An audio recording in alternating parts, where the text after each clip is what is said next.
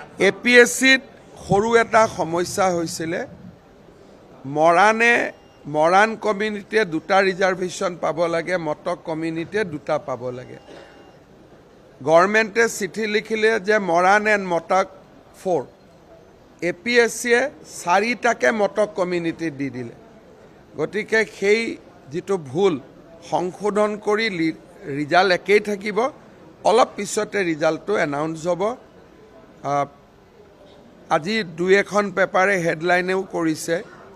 মটক কমিউনিটিৰ মটক ৰাইজৰ অনুৰোধতে কালি ৰিজাল্টটো বাতিল কৰা হৈছে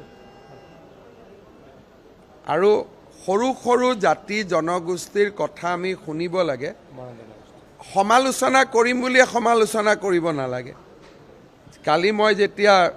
অসমত নাছিলো মই বাৰাণসীত গৈছিলো মৰাণ লোকসকলে আমাক ক'লে যে স্যাৰ আমাৰটো দুটা সিট আছিলে আমি ৰিজাল্টটো চাই দেখিলো 4টাই মটকত গুচি গ'ল মটকেও বিচাৰা নাই 4টা সেই কাৰণে দুটা আমি আজি বিভক্ত কৰি অলপ সময় পিছতে ৰিজাল্টটো ওলাব ইয়াত কোনো দুৰ্নীতি খেলিমেলি এইবিলাক কোনো কথা নাই মৰাণ লোকসকল আমাৰ আদিম জনগোষ্ঠী তেওঁলোকৰ যদি কিবা ভুল হৈছিলে তেওঁলোকক ন্যায় দিয়াটো চৰকাৰৰ দায়িত্ব হেতু কাৰণে কিবা এটাটো আমাকো এটা হোৱাটছআপ কৰি সুধিব পাৰে যে ৰিজাল্টটো কিয় কেনসেল হ'ল বুলি আমি উত্তৰটো লগে লগে দিয়ে দিলোহেঁতেন এই যে সকলোতে সেন্সেশন কৰা কবাত গভৰ্ণমেণ্টক এটোটো গভৰ্ণমেণ্টৰটো বদনাম নহল বৰং মৰাণ ৰাইজৰ শুভেচ্ছাহে চৰকাৰে পালে আজি সেইকাৰণে মই কওঁ